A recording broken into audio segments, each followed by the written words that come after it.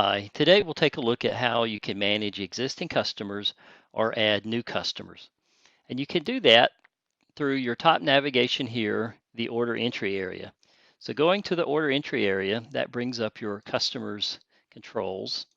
And you have a number of ways that you can access users from here. You can choose any existing customers from a drop-down list.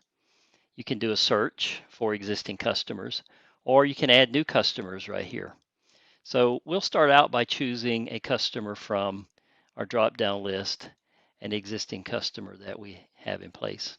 So once we select the customer, then we get additional buttons where we can go in and edit that customer's profile.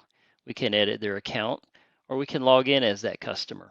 So if we first look at the profile button, this is an area where you can set certain profiles for this one customer, such as giving them credit, giving them a global discount, some settings here that you might want to activate for this particular user.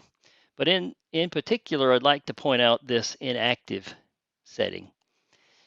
This is where you should set an account that is no longer using their account, or maybe they've left the system and are no longer placing orders. Instead of deleting that account, then you should make that account inactive. And the reason you should do that is that retains any orders that that user has placed and keeps them associated with their account. Whereas if you delete that user, then you're also deleting any history associated with that account, and that will mess up your reporting. So you should just come in and make any accounts inactive that in lieu of deleting them, and you can do that right here. Also at the bottom, you can assign this user to a particular portal here under the portal assignment dropdown. So any portals that you've created will appear in the dropdown, and you can assign this user directly to their portal right here. So if we go back, we'll go to the edit account section, and this is where you can just edit any general account information that is associated with this user. This is also the same page that you get if you add a new customer. So you can just go in and populate the fields to create that new account.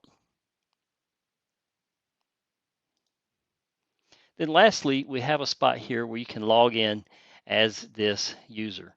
And so if I click log in, it's going to bring up that user and bring up their account.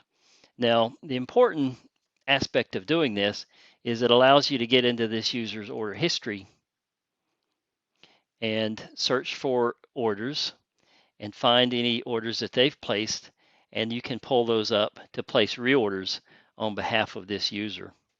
So it's a quick way to get into any account and navigate through their past orders and place a reorder on behalf of that user. So with that, this concludes our video on customers. Thank you very much.